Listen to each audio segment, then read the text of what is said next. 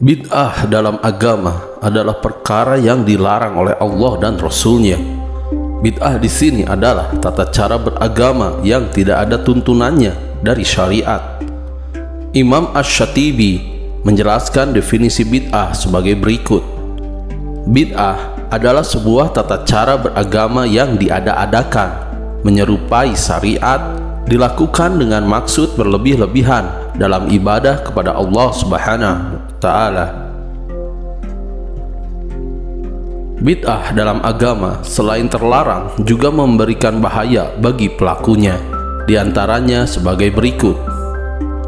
Yang pertama, amalan bid'ahnya tertolak. Rasulullah Shallallahu Alaihi Wasallam bersabda, "Barang siapa membuat suatu perkara baru dalam urusan kami ini, urusan agama yang tidak ada asalnya, maka perkara tersebut tertolak." Hadis riwayat Bukhari Muslim. Rasulullah Shallallahu Alaihi Wasallam bersabda, "Barang siapa melakukan suatu amalan yang bukan berasal dari kami, maka amalan tersebut tertolak." Hadis riwayat Muslim. Kedua, bid'ah merupakan kesesatan. Rasulullah Shallallahu Alaihi Wasallam setiap memulai khutbah biasanya beliau mengucapkan, "Amma ba'du, sesungguhnya sebaik-baik perkataan adalah kitabullah dan sebaik-baik petunjuk adalah petunjuk Muhammad Shallallahu Alaihi Wasallam. Sejelek-jelek perkara adalah perkara agama yang diada-adakan. Setiap perkara agama yang diada-adakan itu adalah bid'ah. Setiap bid'ah adalah kesesatan." Hadis riwayat Muslim. Dalam riwayat An-Nasa'i, barang siapa yang diberi petunjuk oleh Allah, maka tidak ada yang bisa menyesatkannya, dan yang disesatkan oleh Allah tidak ada yang bisa memberi petunjuk kepadanya. Sesungguhnya sebenar-benar perkataan adalah kitabullah, dan sebaik-baik petunjuk adalah petunjuk Muhammad Shallallahu Alaihi Wasallam. Sejelek-jelek perkara adalah perkara agama yang diada-adakan. Setiap perkara agama yang diada-adakan itu adalah bid'ah. Setiap bid'ah adalah kesesatan, dan setiap kesesatan tempatnya di neraka. Hadis riwayat An-Nasa'i. Rasulullah Shallallahu Alaihi Wasallam bersabda, "Aku wasiatkan kepada kalian untuk bertakwa kepada Allah, tetap mendengar dan taat kepada pemimpin, walaupun yang memimpin kalian adalah seorang budak dari Habasyah. Karena barang siapa di antara kalian yang hidup sepeninggalku nanti, dia akan melihat perselisihan yang banyak. Maka wajib bagi kalian untuk berpegang pada sunnahku dan sunnah khulafaur rasyidin yang mereka itu telah diberi petunjuk. Berpegang teguhlah dengannya, dan gigitlah ia dengan gigi geraham kalian. Jauhilah dengan perkara agama yang diada-adakan, karena setiap perkara agama yang diada-adakan adalah bid'ah, dan setiap bid'ah adalah kesesatan." Hadis riwayat At-Tirmizi. Ketiga, pelaku bid'ah sulit bertobat.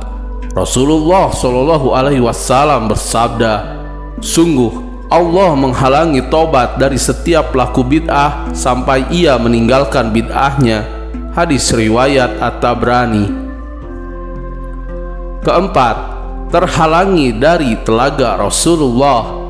Rasulullah Shallallahu Alaihi Wasallam bersabda, "Aku akan mendahului kalian di al-haud telaga, lalu ditampakkan di hadapanku beberapa orang di antara kalian. Ketika aku akan mengambilkan minuman untuk mereka dari al-haud, mereka dijauhkan dariku. Aku lantas berkata, 'Wahai Rabbku, ini adalah umatku.' Allah berfirman, 'Engkau tidak tahu bid'ah yang mereka ada-adakan sepeninggalmu.' Hadis riwayat Bukhari. Dalam riwayat lain disebutkan, 'Wahai Rabb, sungguh mereka bagian dari pengikutku.' Lalu Allah berfirman, 'Sungguh engkau tidak tahu bahwa sepeninggalmu mereka telah mengganti ajaranmu.' Kemudian Rasulullah Shallallahu Alaihi Wasallam mengatakan, 'Celaka, celaka bagi orang yang telah mengganti ajaranku sesudahku.' Hadis riwayat Bukhari. Al-Aini ketika menjelaskan hadis ini, beliau berkata, hadis-hadis yang menjelaskan orang-orang yang demikian, yaitu yang dikenal oleh Nabi sebagai umatnya.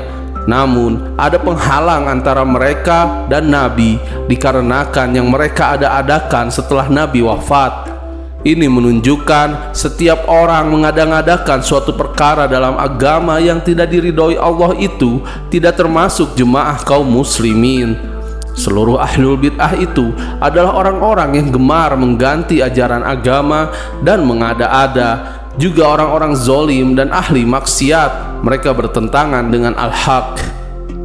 Orang-orang yang melakukan itu semua, yaitu mengganti ajaran agama dan mengada-adakan apa yang tidak ada ajarannya dalam Islam, termasuk dalam bahasan hadis ini. Kelima, bid'ah merupakan maksiat. Rasulullah Shallallahu Alaihi Wasallam bersabda, sungguh di antara perkara yang akan datang pada kalian sepeninggalku nanti, yaitu akan ada orang pemimpin yang mematikan sunnah dan membuat bid'ah. Mereka juga mengakhirkan sholat dari waktu sebenarnya. Ibnu Mas'ud lalu bertanya, apa yang mesti kami perbuat jika kami menemui mereka? Nabi bersabda, wahai anak Adam, tidak ada ketaatan pada orang yang bermaksiat pada Allah. Beliau mengatakannya 3 kali. Hadis riwayat Ahmad, Ibnu Majah. Keenam, mendapatkan dosa jariyah. Rasulullah Shallallahu Alaihi Wasallam bersabda, barang siapa yang sepeninggalku menghidupkan sebuah sunnah yang aku ajarkan, maka ia akan mendapatkan pahala semisal dengan pahala orang-orang yang melakukannya tanpa mengurangi pahala mereka sedikit pun. Barang siapa yang membuat sebuah bid'ah dolalah yang tidak diridhoi oleh Allah dan Rasulnya, maka ia akan mendapatkan dosa semisal dengan dosa orang-orang yang melakukannya tanpa mengurangi dosa mereka sedikit pun. Hadis riwayat Tirmizi. Ketujuh, merebaknya bid'ah merupakan tanda akhir zaman.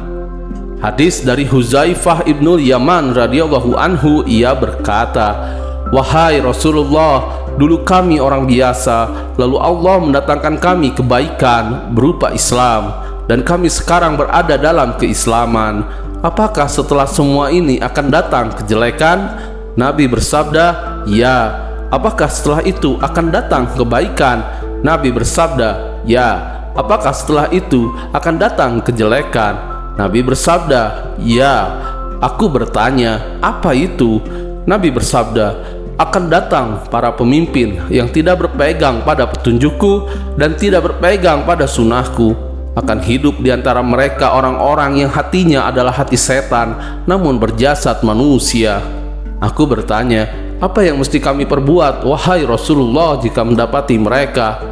Nabi bersabda, tetaplah mendengar dan taat kepada penguasa, walau mereka memukul punggungmu atau mengambil hartamu, tetaplah mendengar dan taat. Hadis riwayat Muslim.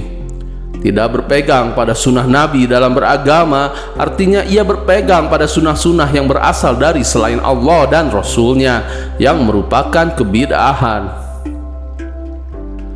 Kedelapan, disebut sebagai bukan golongan Nabi.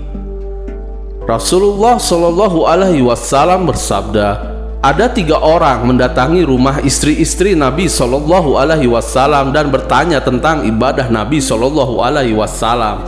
Setelah diberitakan kepada mereka, sepertinya mereka merasa hal itu masih sedikit bagi mereka. Mereka berkata, ibadah kita tak ada apa-apanya dibanding Rasulullah Shallallahu Alaihi Wasallam. Bukankah beliau sudah diampuni dosa-dosanya yang telah lalu dan juga yang akan datang?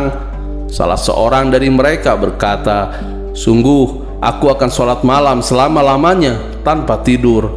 Kemudian yang lain berkata, kalau aku, sungguh aku akan berpuasa dar setahun penuh dan aku tidak akan berbuka. Dan yang lain berkata, aku akan menjauhi wanita dan tidak akan menikah selama-lamanya.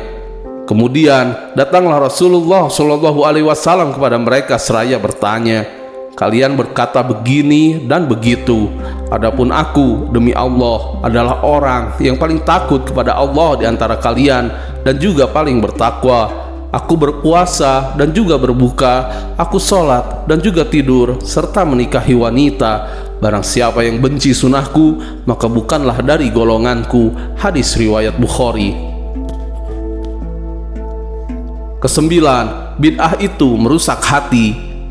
Syekhul Islam Ibnu Taimiyah rahimahullah mengatakan, syariat-syariat Islam yang sahih adalah gizi yang menyehatkan hati. Ketika Anda memberi nutrisi bagi hati Anda berupa kebid'ahan, maka tidak akan ada lagi keutamaan sunnah-sunnah Nabi dalam hati Anda. Ini sebagaimana orang yang makan makanan yang buruk. 10. Mematikan sunnah dan menjauhkan darinya. Seorang tabi'in, Hasan bin Atiyah rahimahullah, mengatakan,